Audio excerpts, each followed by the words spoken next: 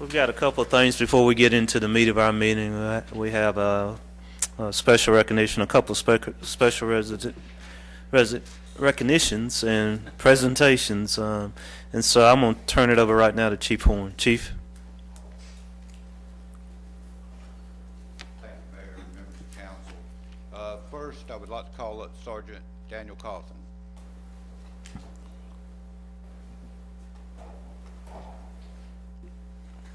Daniel, do you have anybody here you want to recognize tonight? Wife, daughter, and my little boy. We are finishing up the promotion. If y'all remember, Lieutenant Kenneth Vaughn retired, and this is the last step to fill in all those vacancies. And Daniel will be going from sergeant to lieutenant. A little history: he was hired September 19, 2005, promoted to engineer March 2010, sergeant March 2013. He's a volunteer with Belton City Fire Department and the Wilmston Rescue Squad. He was a top candidate in our lieutenant promotional process, which included a very competitive written test, interview, and resume.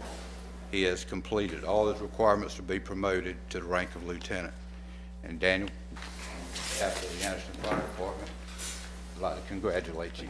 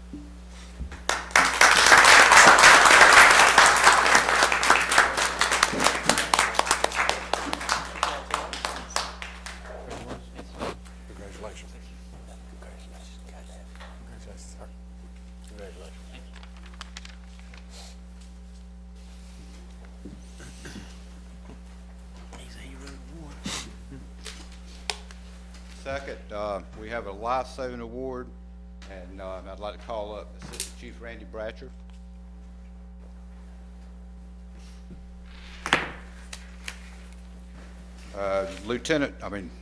Assistant Chief Bratcher, sorry. And firefighter Jacob Donoff are the two that shared in this award. Jacob's on his honeymoon, so we'll get him later. On December 22nd, 2014, the AFD was dispatched to Chick-fil-A on Clemson Boulevard for a cardiac arrest. Randy was running calls with them that day, and Engine 2 and Car 2 responded. Randy was first on the scene, and Engine 2 arrived shortly thereafter. Randy assessed the patient. There was no pulse, and she was not breathing. And he started chest compressions while the other firefighters arrived with the equipment. Placed the AED on the patient, and she was shocked. Randy continued doing compressions. Firefighter Donoff used the bag mask to perform ventilations. When the EMS arrived, they placed the Lucas machine on the patient, and then the fire department assisted with packaging and putting her into the ambulance, and the lady did survive. This is directly related to the actions of Assistant Chief Bratcher and Firefighter Donoff. And Randy, on behalf of the City of Anderson and the Anderson Fire Department, I'd like to present you with this certificate of accommodation for actions that contributed to saving a life. Thank you. Congratulations.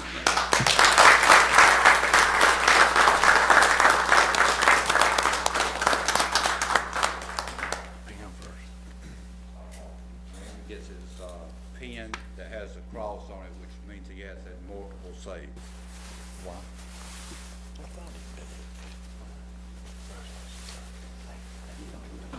Save it, thank you. Thank you. Be serious. All right, congratulations.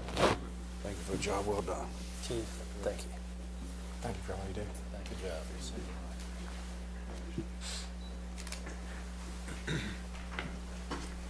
Good job.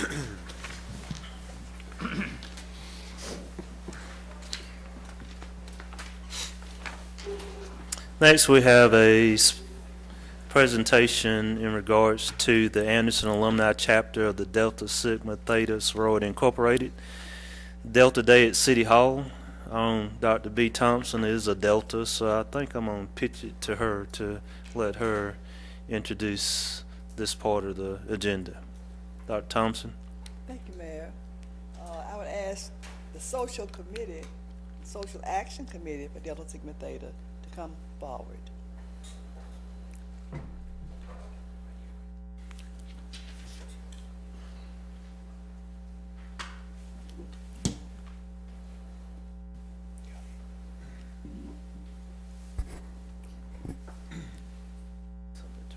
Each year we celebrate this occasion by doing things in the community that will help the community. And so tonight we have our Social Action Committee from the Delta Sigma Theta Sorority to give us a presentation tonight. And the chairperson is Tracy Richardson. So Tracy. Thank you, Sora, so much. Good evening. Good evening.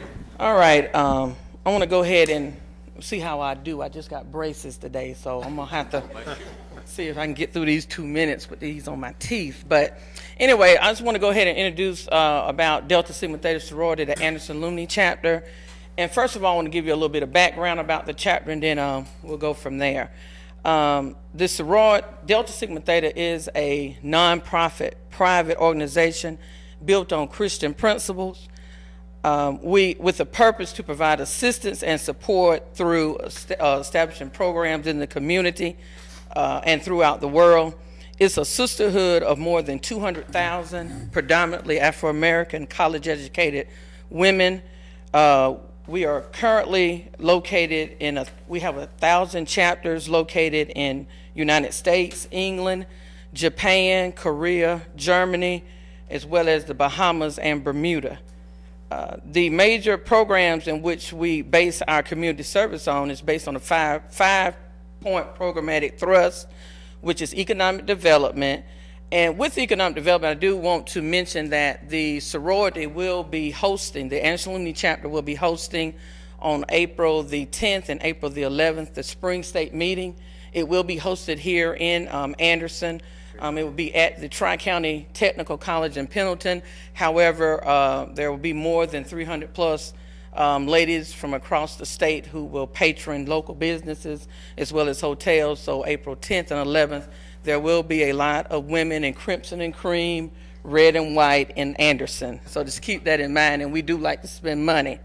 Our second programmatic thrust is educational development. We also have international awareness and involvement, physical and mental health, as well as political awareness and involvement. The sorority was initiated and started with 22 undergraduate students at Howard University back in 1913. These young women wanted to use their collegiate strength to promote academic excellence, to provide scholarships, support the underserved, educate and stimulate participation in the establishment of positive public policy, as well as heighten issues and provide solutions for problems in the community. Anderson Alumnae Chapter is doing just that. The sorority was formed May 19th, 1978. We have since then given over $200,000 in academic scholarships. We've also made over 10,000 sandwiches to feed the homeless and those in need with our Saturday Servants program. We've given away over 1,400 books to elementary and other youth in the community. We've also mentored over 300 young ladies who have participated in our Delta Gyms, Delta Academy, as well as our Jabberwock scholarship program. We've participated and contributed to cancer awareness, as well as participated in breast cancer awareness walks. Delta has also sponsored voter registration through our Social Action Committee, as well as hosted and put on candidates forums. Just this past year, we also had established at the Westside Community Center Affordable Care Act sign-ups for individuals who needed that. Our goal today for the council is that we want to continue community relationships with our elected officials, and we also want to specifically work on partnering in regards to law enforcement, in regards to effective strategies and with community policing, as well as law enforcement engagement and interactions. We're asking that each of the elected officials support and pass and support laws and policies in regards to requiring training for police on community policing relationships on a yearly basis, as well as support job training, educational assistance for at-youth communities.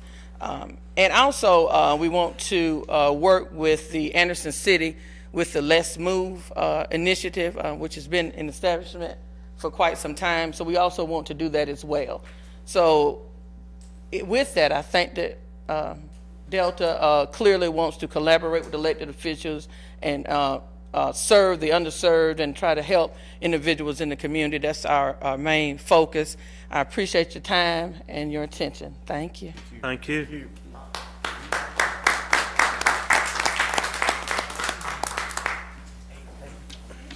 you. Yes, somebody that had braces, you did pretty fine.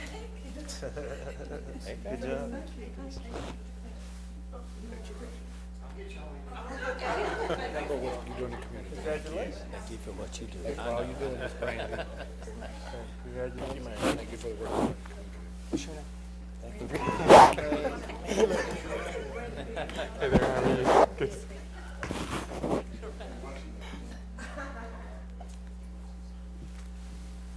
Mayor, Yes, sir.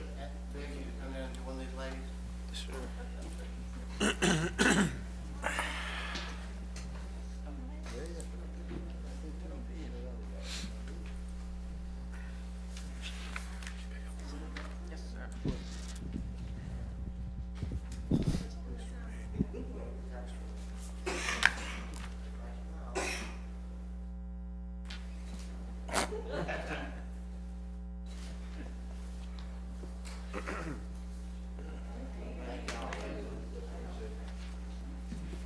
Come out with no head.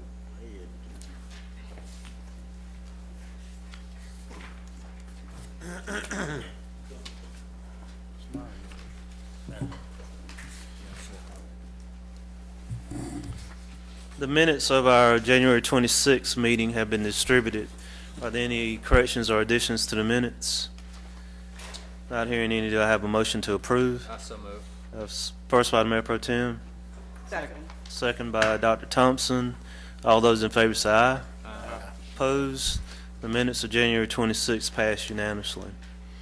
We have one item of old business, and that is request consideration of an ordinance to amend the PDD document for Mystic Vineyards subdivision located off Reed Road. Mr. Moore?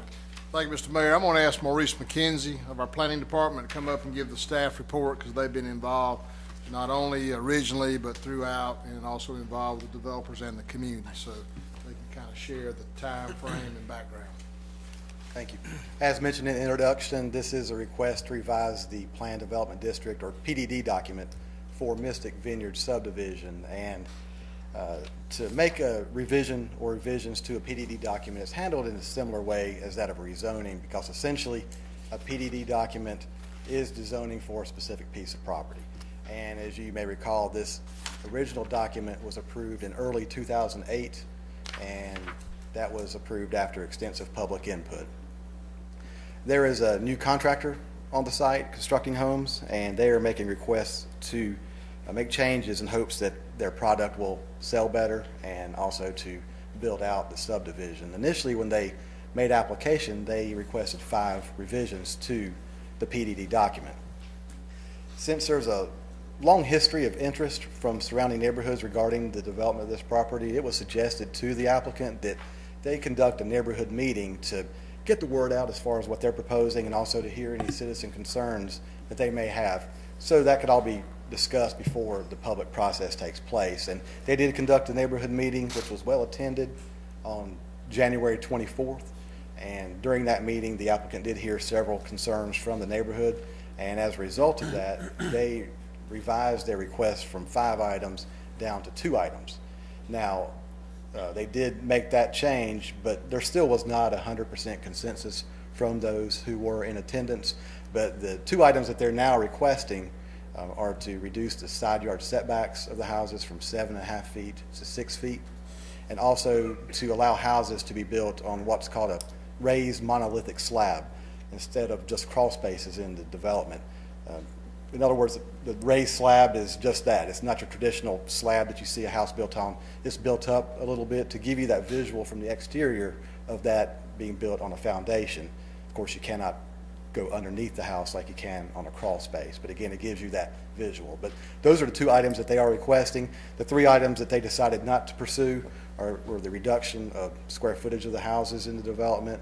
Also, they wanted to construct two-story houses along the perimeter of the lots, which are not permitted in the document, and also to change some exterior materials along the rear of some of the houses. But again, those were scrapped. The two items before you tonight are the side yard setbacks and the raised slab.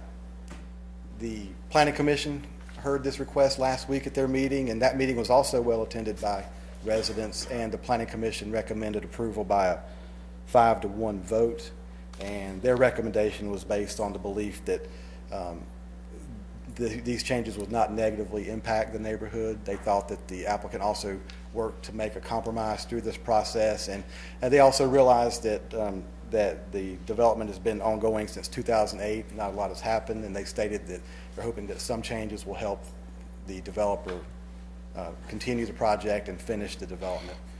And that is it from the staff. I'll be glad to answer any questions. I do know that the applicant is here. Applicants, they may be able to add more information as well that you may Thank need. you, sir. We obviously appreciate the job that the Planning Commission does, all our commissions do for the city. Maybe what, and I have, a few questions also. Maybe it'll be appropriate this time is to ask the applicant to come up, and there may be other questions on council we're not privy to. I don't think anybody went to any of the Planning Commission's meeting. Mr. Chapman? I just wanted to ask one question of Mr. Mr. McKenzie, but what were the changes that were made in '08 to the PDD? 2008 is when the PDD document was approved for the first time. But there were subsequent changes after that? None. All right. Yes. Yes, they were too. Because I was under the impression there were changes made at were. a subsequent time. Now, there was a variance. Hey, Maurice, do me a favor, come here. There was a variance granted for the property, I guess it was last year for certain lots, and that was for setback requirements, but that was for a couple of lots. Okay, I thought there were changes to the PDD. No, sir. I never mind. 2008 was the last time it changed, or it was adopted. My recollection is there were some changes that were made at some point when the new builders came in and they wanted to make some changes, and There was discussion. PDD was actually changed. There was discussion of that at one point. I think it was in 2011, but that never did come to council for approval. I might be misremembering, but that was my I'll be glad to double check because, hey. My recollection was that there were changes made one time, and then there was another time that they came and there was discussion, but that did not lead to any more changes. Okay. We'll certainly double check that. Good. Anything else for Maurice? Okay.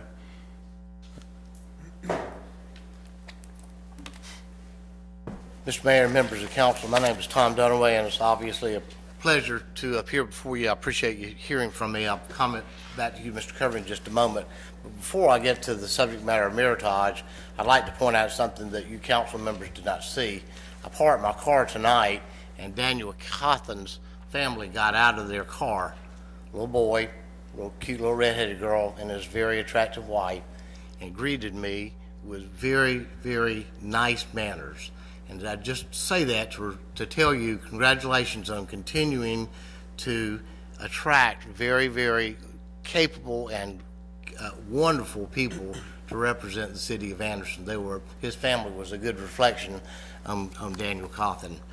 I believe that there were not any changes in the PUD, Mr. Kervin. I believe what happened, there were some discussions that led to the developer to meet with the members of the community and discuss things that they wanted to happen. As a result of that, he completed the fence at the back of the subdivision. It's, the original PUD document called for masonry piers and those to be placed 40 feet apart with certain materials to complete that. And he completed that in accordance with the PUD at the request of the neighbors in what he thought was a gentleman's agreement to allow him to make some of the changes, the 5 changes that were originally requested. He spent $70,000 on that fence and has now back for an official change to the document, Mr. Chapman, not a variance, and there are only 2. One is from 7.5 feet to 6 feet, and 6 feet actually is code, and the 2 are, the other change is to change from the crawl space to a veneer slab. And here's the difference. There's one here that has the first one has the fence, is the actual drawing of the house. Here's almost the identical house without the fence, that foundation. They're essentially unchanged. The developer, however, tells me that if council prefers, he will add back to the veneer finish the vents that will actually make it appear to be a crawl space. The reason for the change is because of the moisture problem that exists in the subdivision, and each house with a crawl space currently requires them to spend about $3,000 on a dehumidifier to place underneath the house, and this will allow them to do that. The 2008 PUD is simply economically not feasible for the developer to make enough money to complete the development of the homes.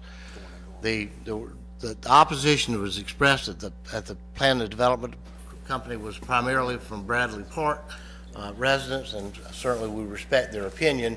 It was our feeling, by holding the informal meeting and meeting in the neighborhoods, we had, by eliminating the other major requests, that we had satisfied the requests of the neighborhood. These will allow the developer to complete approximately 50 homes, 30 more homes, and employ approximately 200 people, adding to the tax base for the city of Anderson. Say the number of homes, how many homes have been built out already? Repeat that last. Excuse me, Mr.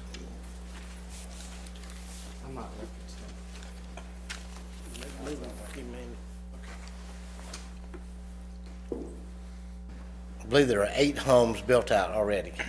There are 2 under construction. I'm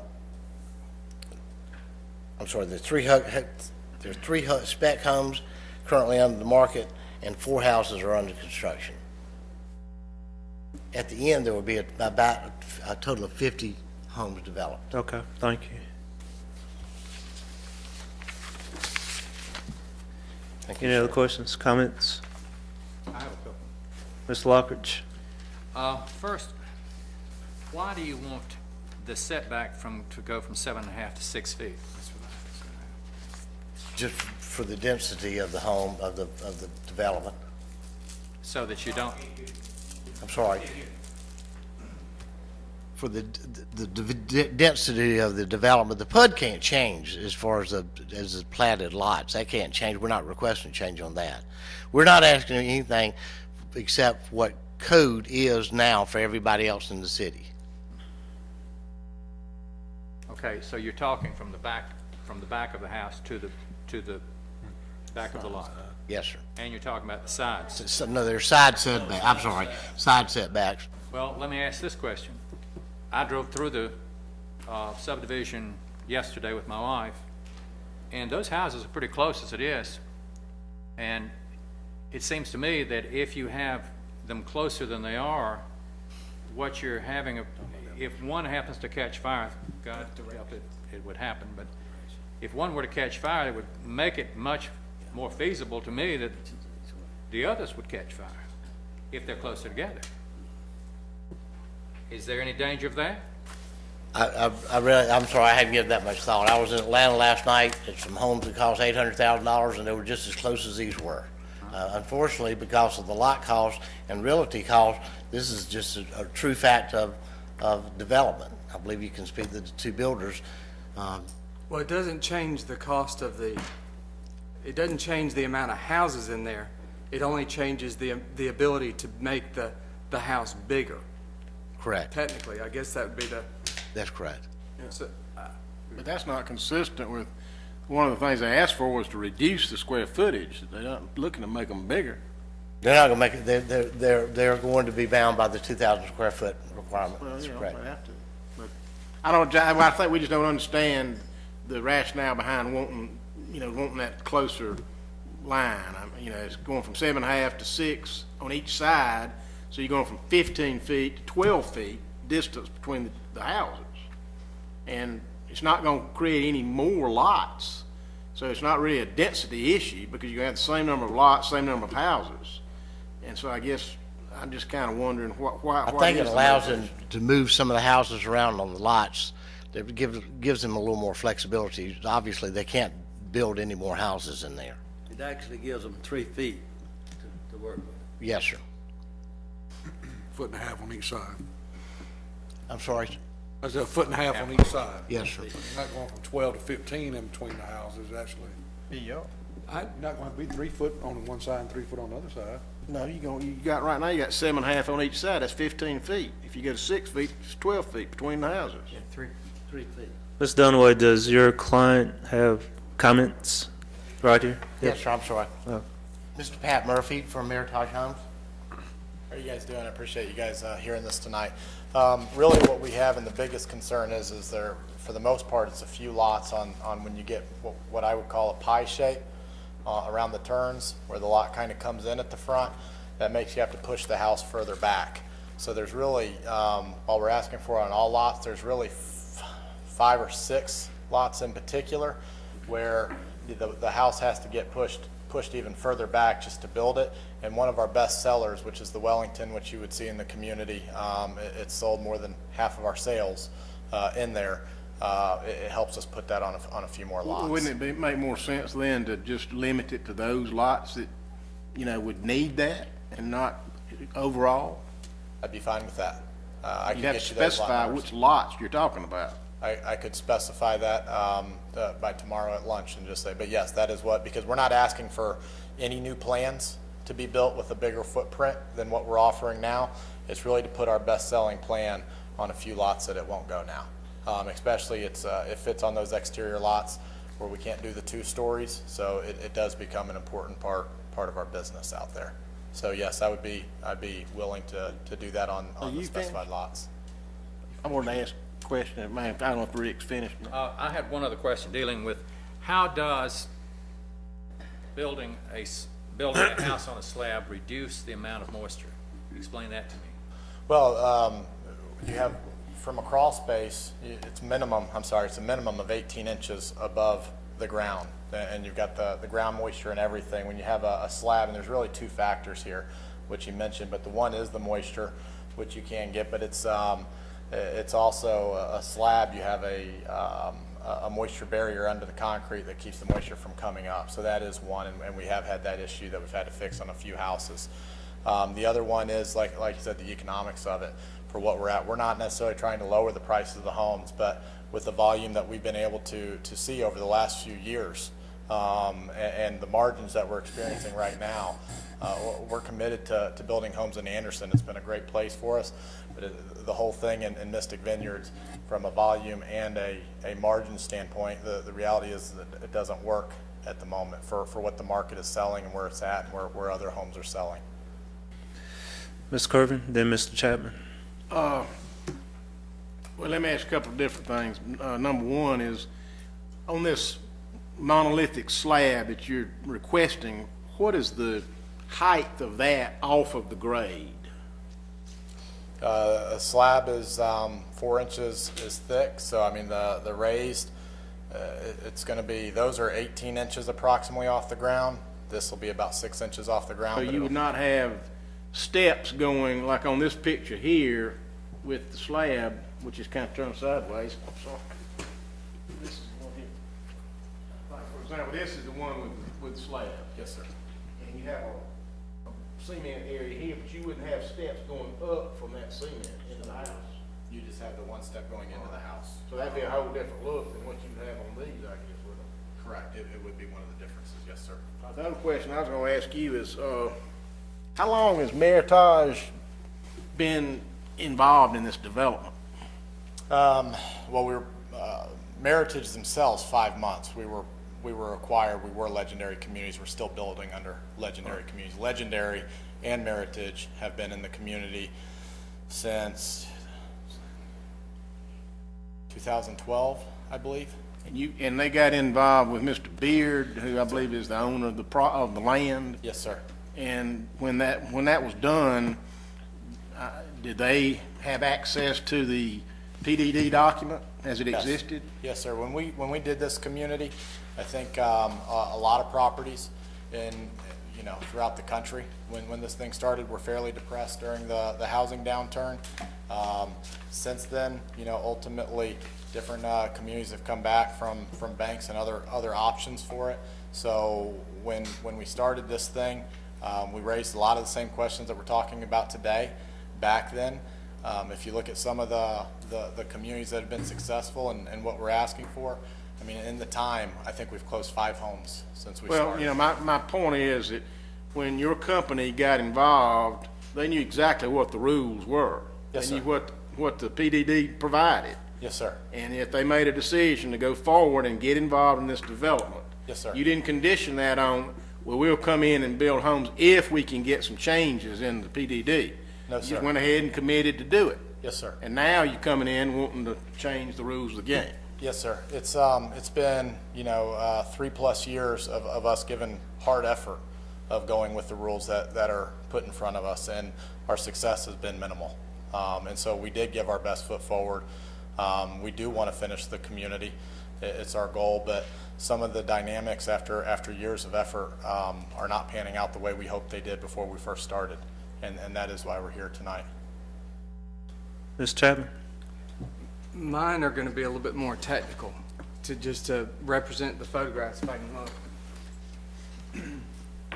There's 2 photographs. You show this one is the crawl space house.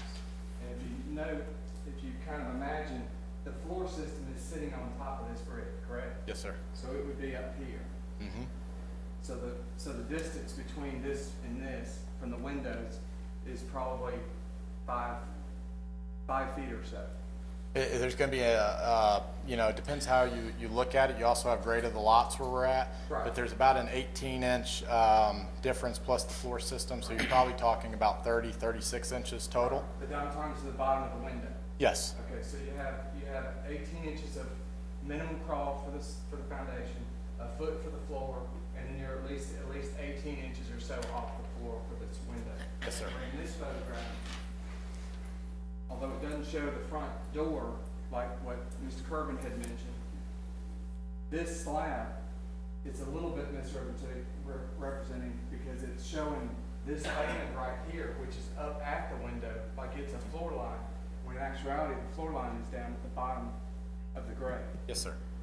So That's an accurate I guess statement. the question, when I was looking at the document and was asking whether or not it was going to be what's called an elevated slab that would have veneer, and then you fill it with stone, and then it would be still sitting up at where the floor line would be relative to putting it on grade. Yes, sir. So I just wanted to clarify the picture for the other council members that although it looks like there's a foundation there, it's actually a veneer over the top of the wall. Yes, sir. Yeah. Okay. And I guess, let me see, I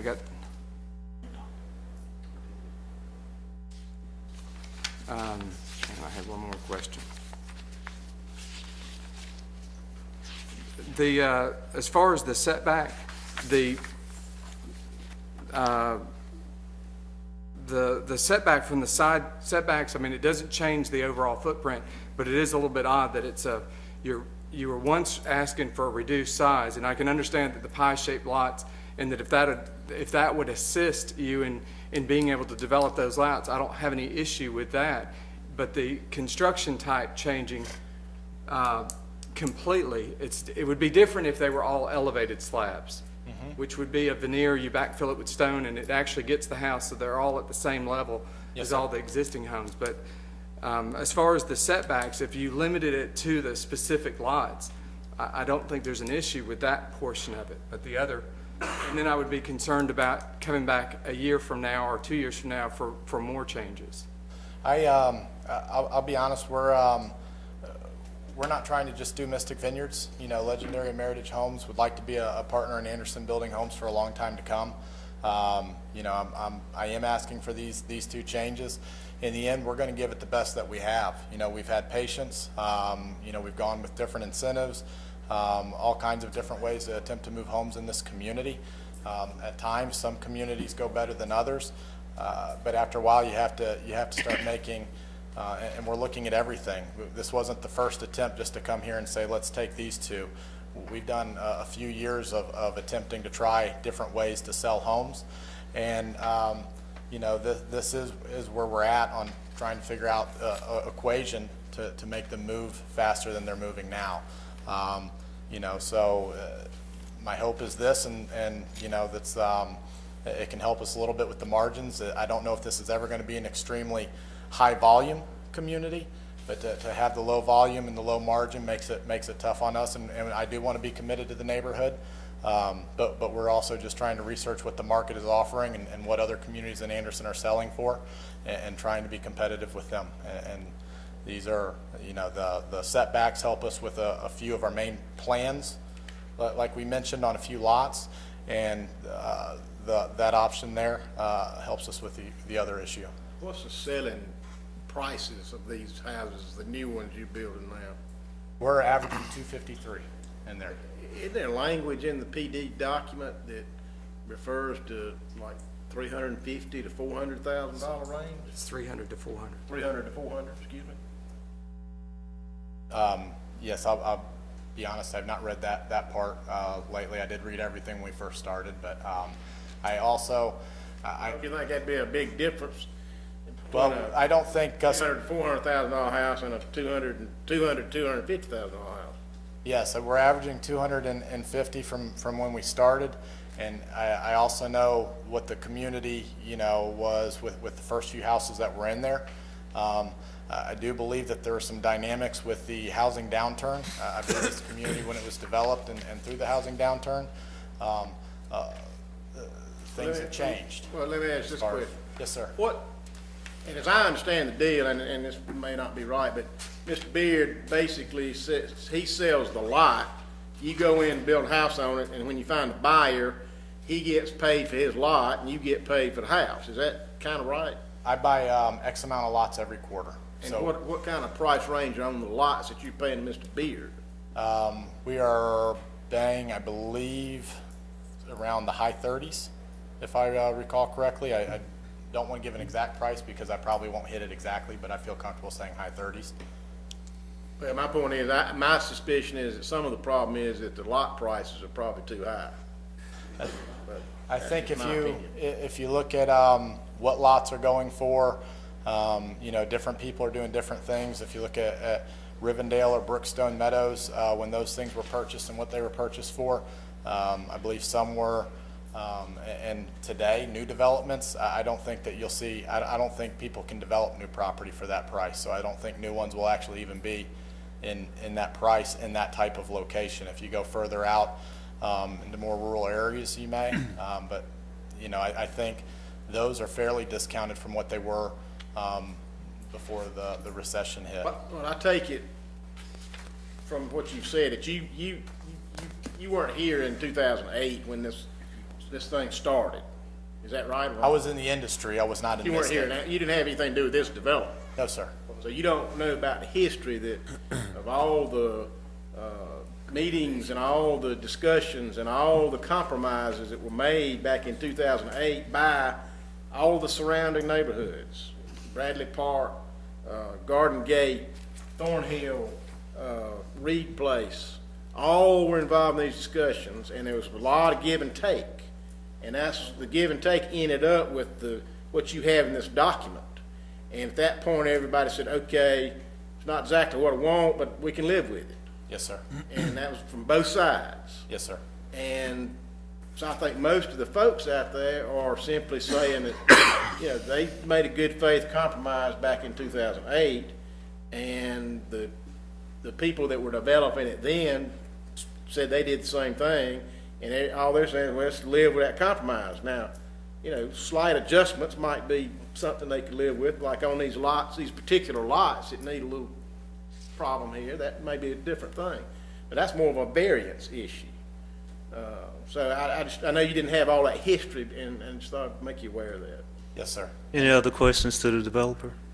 A question on Mr. Maurice. Stewart? I just have a question on Maurice. I Chris? guess, in light of the discussion, you know, it, you know, was brought up, you know, in the PUD, it says houses sell between 300 to 400. So if you are going to sell houses cheaper than that, would you have to go back and revise the PUD, or can you actually do that? Or, you know, how does all that play into this? Well, you're correct that language is in there. It says homes will range in price from $300,000 to $400,000 at the time of construction. And as applicant stated, you know, that was the intent in 2008.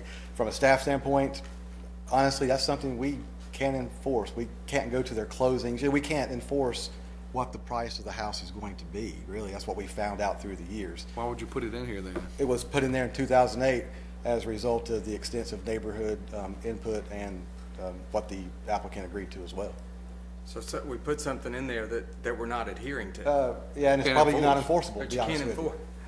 enforce. Mr. Roberts, but If you're building the same house that you were building in 2008,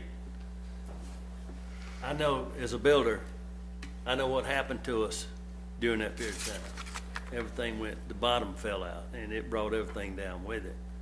Are you building the same house that you were building, or are you putting the same house out there now that they were putting out there when they started?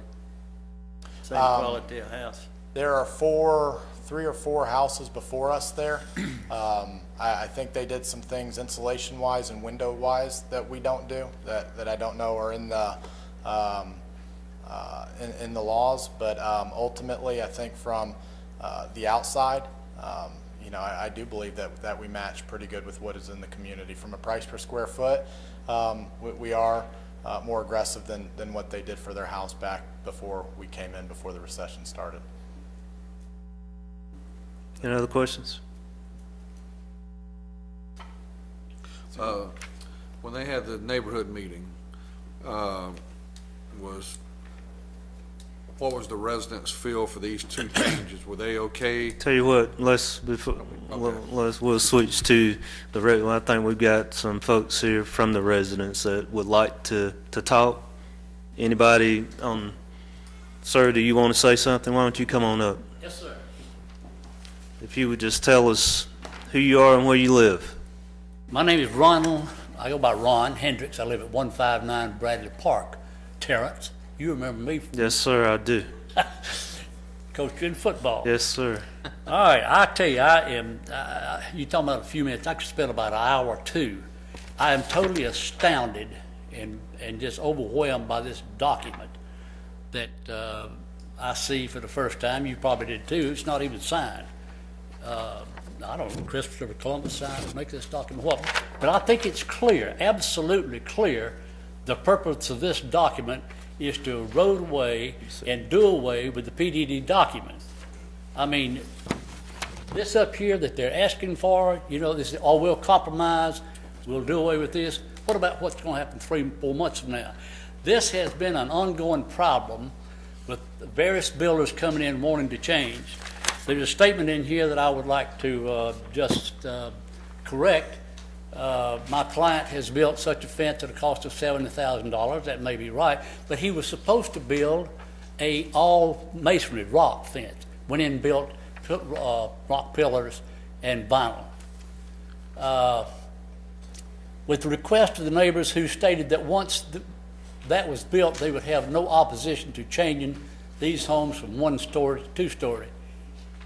That fence had nothing to do with 1 or 2 stories.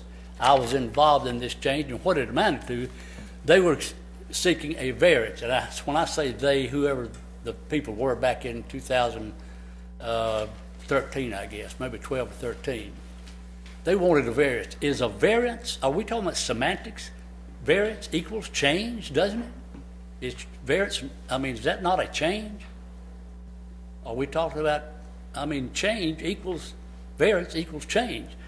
And there was some comments made about changing to this document. Well, it's just clearly outlined here what appears to me what their long-range plan is. 1,600 square foot homes, and when I attended the meeting Saturday before last, they're talking about selling homes $160,000-$170,000 per square foot based on 1,600 square feet, cheapening down. Now, I want to say that we people in Bradley Park, we want to see Mystic Vineyards succeed, but we want to see it succeed in a fashion that it maintains what it is now, or is either equal to or exceeds the value of the homes in the surrounding community. That's, of course, all of our concerns, that there'll be no degradation of property values.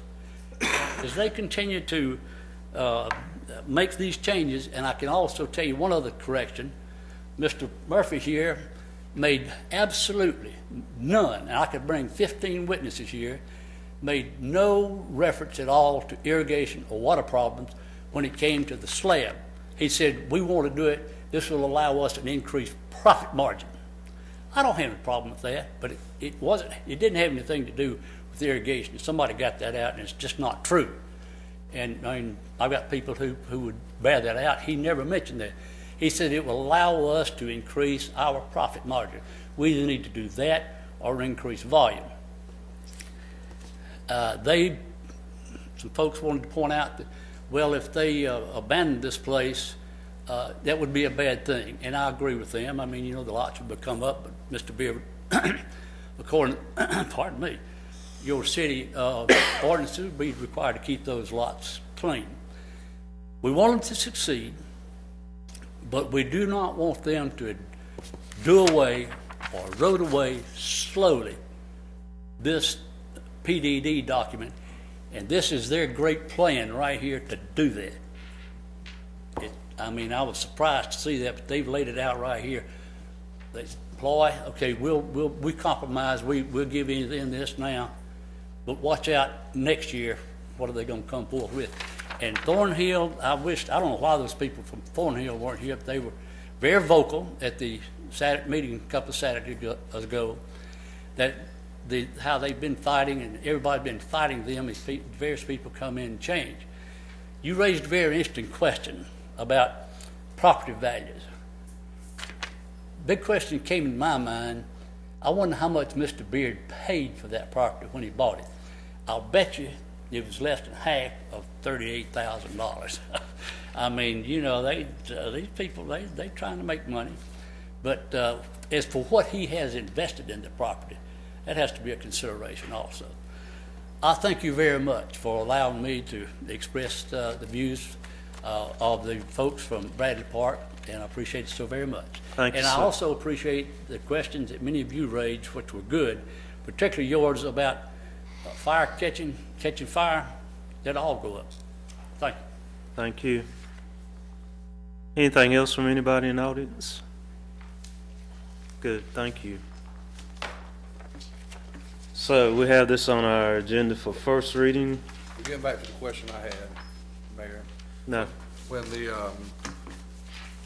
had the community meeting that Saturday and the compromise, or the two things that was, I think there was 5 things that was brought out, they conceded in, the applicant did to 2. Was that, what was the feelings of the neighborhood at that meeting about those 2 items? There were about 20, 21 people in attendance at that meeting, and like I mentioned earlier, there was not 100% consensus even on those 2 items. No, sir. There was not a vote taken or anything like that, but those were the items. It seemed like at the meeting that the other 3 were the ones that were of most concern, but the other, I'm not saying the other 2 were not either, but just saying that the applicant chose to narrow it down to those 2. Some may have been more satisfied with that, but again, there was not 100% consensus.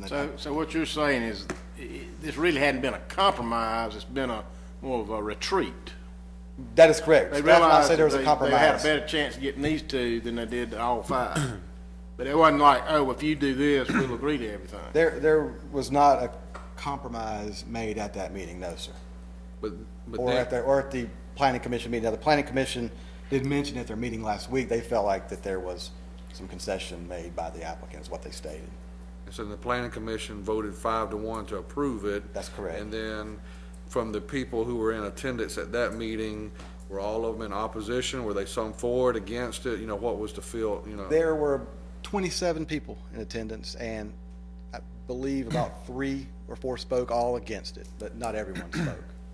Did anybody speak for it? The applicant. Anything else for Maurice? Thank you. Come back. Yes, sir. If I might correct something. Mr. Murphy, at this community meeting, we only agreed, it was a gentleman's agreement. He said, I promise, we are going to only request one item, that is the slab. He did not say that he would request the setbacks. Just wanted to clarify that. He was only going to come with one item, and that's what he told us. I think this gentleman is a little bit off. They may have been some maybe spoke, but I think there were several, more than 3 spoke. And there's a lot there that was opposed to the measures that have been taken. Maurice, is that correct? What? I don't have the exact number of who's. No, I'm talking about Mr. Hendricks. you know, I heard you say that there was 2 items that was conceded. Now, he's telling us that there was only one item that was conceded. Which one, is it 2 or is it 1? That, again, I'm certainly not the referee between the 2 parties. Well, but you what were I- there. What did you hear? What I heard at the meeting were the 2 items. 2 items, okay. Yes. I have a question. Mr. Mr. Hendricks, Laughridge. to Mr. Hendricks. To you, Mr. Hendricks. Are you opposed to the slab? No, sir. You're not opposed to the slab? No, sir. The slab per se, the people that I have talked with in Bradley Park, we're not opposed to that, just the slab change. But what we are very suspicious of and afraid of is they won't continue to come back I and understand, sir. change. And this is just one thing. But now, I think it's secondary what the opinion of Bradley Park is in the matter of the slab. And I'm just overwhelmed that somebody from Mystic Vineyards are not here, and they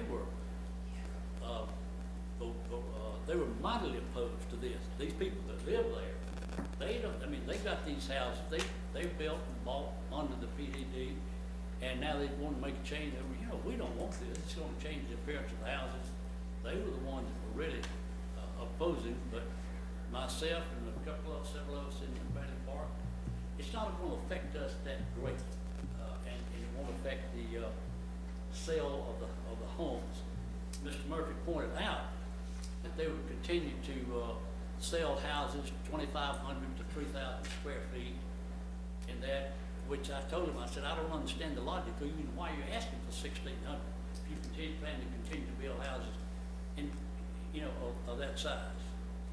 But personally, it doesn't look all that bad, and but if I live there, I would probably be opposed to it. I got you. Thank you, sir. Mr. Harbin. Question for Maurice, if he's not tired of answering questions. So, Mr. Hendricks is not opposed to the slab, but I know he's not speaking for the entire 27 people that were there at the meeting. What was the, you said it wasn't unanimous for anything, but. That's. I mean, I don't have a big problem with the side setbacks. I mean, I think, in a certain pie-shaped lots, you might have to have some variance. I would have thought that, it would be the slab that they didn't, were very concerned about. I know you really can't speak for them, but was that a concern at the meeting? Yeah, as a matter of fact, I know that was discussed, and every neighborhood was represented, including Mystic Vineyard. And from what I recall at the meeting, the residents at Mystic Vineyard, they did have some concern regarding the slab. Now, That was on January 24th. The applicant stated at the meeting that they were going to talk with the residents of Mystic Vineyards after the meeting in the coming days, just to try to better describe what the plan was. Now, from there, I don't know if they were satisfied or what, but again, there was no vote taken on any of the items, but it was just reduced from 5 to 2. And what, how many houses, I was trying to keep up with the math. I can't remember who was speaking. I think there's 8 houses that are completed in there. I think there was There about were 12. 4 from the original. There's 4 original, then Oh, you're talking about like with Meritage. total. Total. Oh, there's more than 4 houses. There's approximately 8 to 10, I would say. Yeah, I think there's about 10 houses. There's 53 lots. So there's 11 houses that have crawl space. Correct. And they're not, okay. Mr. Mayor, I guess considering that, I'm hearing from the residents of Bradley Park, where they're don't really have a heartburn with the slab, as I'm hearing, and considering that other people are not here to speak in opposition, I would like to make a motion that we accept the change for the slab for this development, and also for the setbacks from 7.5 to 6 feet only on those certain lots in that pie shape, not for the entire development, but just to get those few houses that he needed to get built that he said he would have in here by lunch. I think that's a nice concession, so I'd like to put that motion on the floor. We have a motion on the floor, first by Mr. Stewart, Second. second by Dr. Thompson. Further discussion? Yes. Mr. Kirby. Well, I think that Mr. Hendricks hit the nail on the head when he said this document right here gives you a pretty good, it's very telling, in that it gives you a good idea of the motivation and the thought process that was being gone through by these builders. And I understand the problems that the builders have, and I understand the economics of it, and I want them to be successful. I want them to be successful anywhere in Anderson that they go. But, as I said, this particular development has a long history, and it was really a wrenching process that we went through back in 2008 to arrive at what we have in this PDD. And this document here, you can't get away from the fact that the main goal here was to cheapen the houses, cheapen the cost, so they could make more money or sell them at a lower price. And I understand that, but at the same time, that's not in keeping with the promises that were made. It's not in keeping with the compromises that were made in 2008. These people, it's not fair to these people in these surrounding neighborhoods to have to come back time after time after time and fight the same battles over and over again. It's not fair. We made a deal, it was a good deal, everybody said that we can live with it, and we all live with it. And so, for that reason, I can't go along with it. As a matter of fact, of the two things that they're talking about, to me, the slab is a much more egregious change, because there's a lot of difference between a slab on grade house and a crawl space house. And you got the people that have bought houses in this development that have crawl spaces. I think they're going to get hurt tremendously if you start building slab on grade houses in that development, because it's going to degrade the value of their house. And I don't think it's fair, I don't think it's right. Now, Mr. Chapman has pointed out there are other types of slab construction that would be an elevated slab that might be, they would have steps going up just like the ones now do that have crawl space. And those would be probably more acceptable than a slab on grade, which is basically a few inches off the dirt. And you can tell by looking at the front door, when you see that, you go say, that house is on a slab, that house over there is got a crawl space. And that is simply not fair to the people that have spent their money and bought houses out there. And I don't think it's good for the neighbors. So Mr. Chapman? I would urge that we vote against this and let these people know that the deal is the deal, and we're not gonna keep coming back time after time after time, fighting the same battle. Mr. Chapman? Well, and I agree in some regard with Mr. Kervin, is that I think as we keep addressing the issue, I think that's why there's more dwindling numbers, because you tend to get tired of fighting the battle, and so some people tend to, or move or do whatever. But I think the other point that I agree with Mr. Kervin is that the setback variance to the pie-shaped lots to me is reasonable. I mean, the code is set up to be that there's a 5-foot setback from the property line, or 6-foot setback to the property line, for that very reason, because the people who determine those codes have determined that that's far enough for flame not to spread to a house to house. Now, wind could contribute to more to that, but the bigger issue, I believe, has to do with what's called a monolithic slab on grade versus what is considered to be a curtain wall elevated slab. They're both monolithic slabs, but one sits up like it does a regular crawl space house, and filled with stone or backfill, and the other one is what's called a monolithic grade on slab. It sits directly on the grade, and it's done for mainly cost reasons. The elevated slab is very comparable to a crawl space house. It's just more, you see it more commonly now because of the humidity issues in crawl space housing. But there's two different differences in elevation. As Mr. Kervin pointed out, there's usually a couple of 3 steps going into an elevated slab, as opposed to you're walking in on grade on a monolithic slab on grade. Can I ask a question, I guess, of either you or Mr. Roberts, our builder, what they're asking for, or what's been approved in the PUD right now as far as the foundation, versus what they're asking for right now? What would be the cost difference on the smaller house, on a 1,600 square foot home? I'd say on a 1,600 square foot home, crawl space versus the slab, probably $2,000. But there is no 1,600 square foot house. That's a 1,600. Yeah, but there's not any in this development. I mean, it's not, that's below the minimum. What's the minimum? 2,000 square feet? 2,000 square. Yeah, 3,500, 4,000. 3,500 probably. But now an elevated slab would cost probably equal to, because you're backfilling it with stone, it's still got more veneer, it's elevated off the ground, but It would be equal to what they're doing right now? to a crawl space, but it would also correct, if they're concerned about a moisture issue or things wicking, it would solve that, but it would still be elevated and look exactly like the other houses, excluding the vents. I'll say a couple of things before we vote, and I think yeah, I agree. As far as the number of people, I would expect more people. And there are nobody here represented from the neighborhood itself.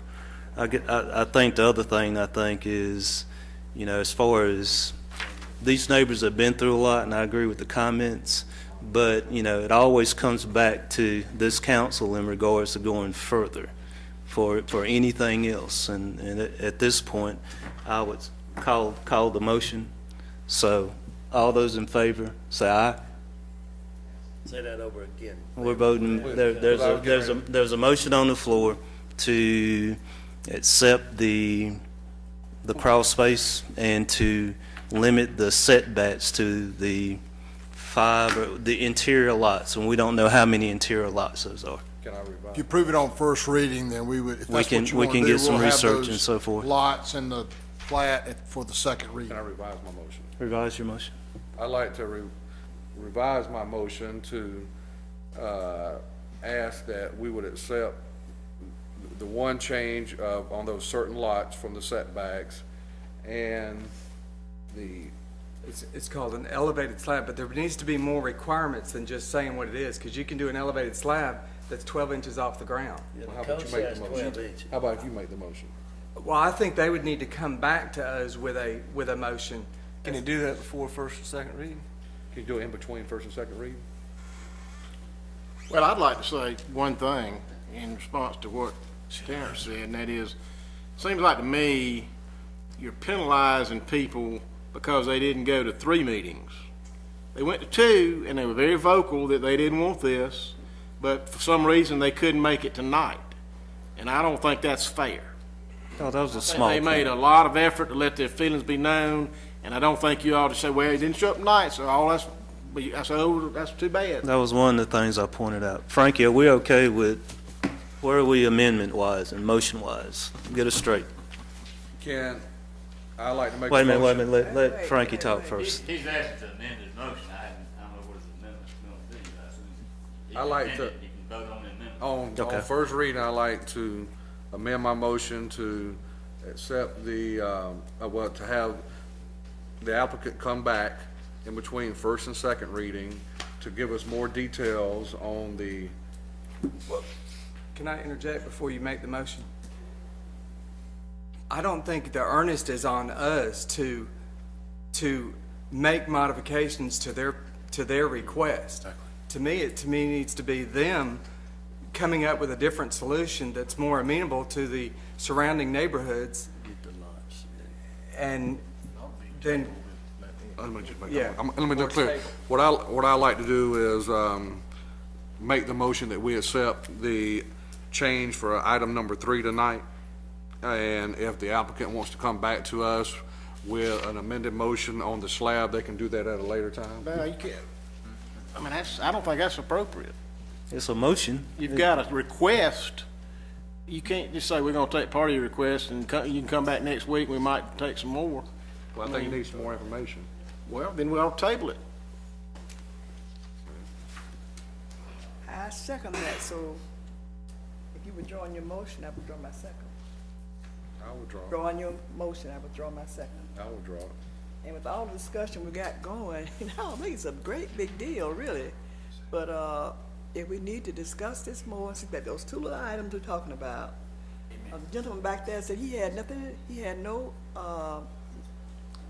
the slab was fine. And he didn't have any opposition to that. he's 1 of 27. Yeah. Well, that's- I'm He that- said if he lived in that development, he would. Yeah, but would you please let me finish? Sure. You know, rather If I live there? than. So Go ahead, Dr. Wait, Dr. Wait a Thompson. minute. Dr. Thompson No, has I the think I floor. had the floor. Yep. And I was very kind and not to interrupt anybody I else who was speaking. So, I think we've had a discussion. I don't know a thing about the property. Some of the things you talked about, Don and Steve, it was information to me. Because about the raising and the slab and the setbacks. And the setbacks to me, since he limited those to the pie-shaped lots, I believe he said so, then to me that would not be a great deal. Is there anybody who's against that? And I think the mayor mentioned that. Then the slab, the gentleman said he wasn't really against that slab. And I realized that he's speaking for himself, and the other folk who were at the other meetings didn't show up tonight. So I don't think it's a, and then the commission voted 5-1 to accept this, right? That's correct. And so, to me, that can be worked out. I believe the gentleman can work that out. So tabling is the best thing to do to let him come back to us. Because right now, we're too confused in discussing this to make a good motion. So if you have withdrawn your motion, Tony, I withdrawn my seconded, I would make a motion that we table this until the next meeting. We have a first in regards to, you're withdrawing your motion. Yeah, I'll table it to the next meeting. I'll withdraw it. So the direction to Maurice and his folks is what? Let's be clear on that. Well, you What- got a what do we- motion to table, and is there a second? Is there a second to table? I did. I guess we have to vote on the table motion. But before we vote on that, let's give him some direction. It's motion to continue, it should be a motion to continue, We'll be fine. technically. A motion to continue. Continuance? The first motion? Continue until a later date. You table it, you're tabling it because we're gonna take up something else, that's what a table is. Oh, okay. Continue with Dr. Thompson. Okay, so what should my motion be to give more Continue time? it till a later date. Okay, that we continue Back to this the next meeting if you like. issue to a later date. Have a motion to continue. And I second that. Who made the, you made the motion to made it continue. continue. I made Dr. the motion to Thompson. continue, and Tony Dr. seconded that. Tony seconds. And we need a vote on it, I guess. No further discussion? I'll have a room full here next week. All those in favor say aye. Aye. Opposed? That motion to continuance is passed unanimously. And Maurice will, John and I will get with you to figure out what we're doing. I guess the big thing, in my mind, the big thing is the slab. I think and I think, we're in agreement in regards to interior lots. And by no means, I think we all made good points, but just those two items. But I think what we're really saying is that you need to talk with the developer and see if they want to change what they're asking for and modify their request, because right now we've got a request and asking certain things. They've got to kind of modify that in some fashion. Well, I kind of lean on, to me, Dr. Thompson and my friend back here who was at every meeting, who did not have a problem with the slab itself. I mean, he was there, so, I mean, he was not voted the chairman of that committee, but he was the one that heard, and he didn't have a problem with it. And so if we can work on the slab part of it and kind of get that straight. And I think at the next meeting, the lots will be identified for the certain lots, so we would have those tied down. It wouldn't be, well, we don't know which ones yet. At least we'll have those lots identified. So we'll go from there. Thanks. New business. We have a request consideration to purchase a dump truck for the Water Operations Department. Mr. Moore. Thank you, Mr. Mayor. Jeff Caldwell, our Utilities Director, is here. The list of capital equipment went for the Finance Committee, and we emailed it out to each of you, but this is the first request. This is to bring in a new Ford F-450 for the Water Department. We're still operating with a 1998 450 that was bought when we bought the system from Duke. As we always do, we look at state contract, because that is a bid situation. Dick Smith Ford in Columbia has that for this model at $49,252. But we extend opportunities for all of our local vendors to also put a quote in if they would like. We didn't have any of those. So again, this piece of equipment is a daily piece used for operation, maintenance, construction of the retail water system. It's funded by the capital dollars set aside in the Water Department. So we'd recommend that you award this bid to Dick Smith Ford in Columbia, $49,252. Thank you. Any comments, questions? Not hearing any. Is there a motion to approve? I make a motion we approve this, Mayor. Have a first by Mr. Harbin, Second. second by Dr. Thompson. All those in favor say aye. Aye. Opposed? We got a new dump truck. Thank you.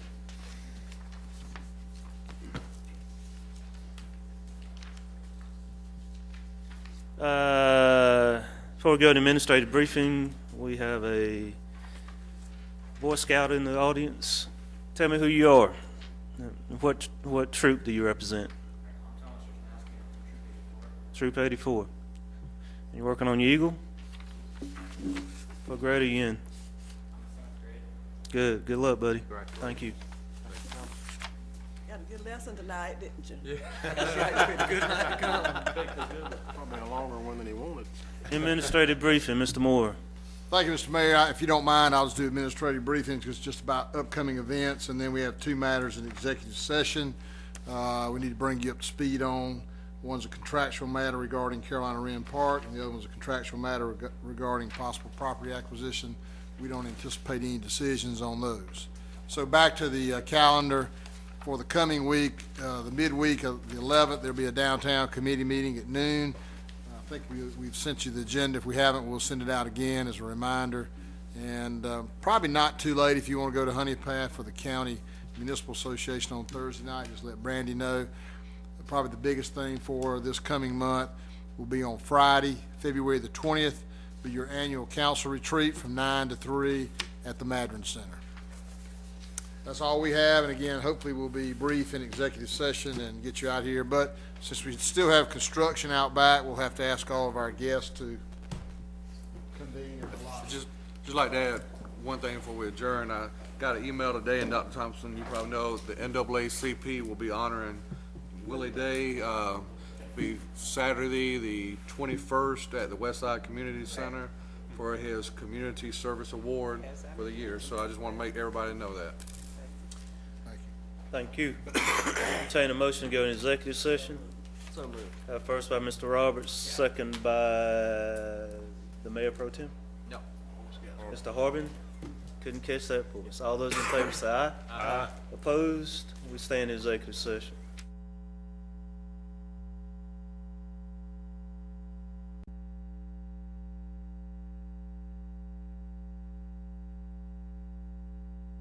Motion to come out of executive session. So moved. First by Mr. Roberts, Buck Roberts, second by Tony Stewart. All those in favor say aye. Aye. Opposed? We had two items in executive session. The first item was a contractual matter in regards to Carolina Wren Park. We asked our city attorney to clarify a few points in that contract. We also had a contractual matter in regards to possible property acquisition. We asked the city manager to move forward on inspection of that property. I would entertain a motion to adjourn. So moved. First by Ms. Laughridge, Mayor Pro Tem, second by Buck Roberts. All those in favor say aye. Aye. Opposed?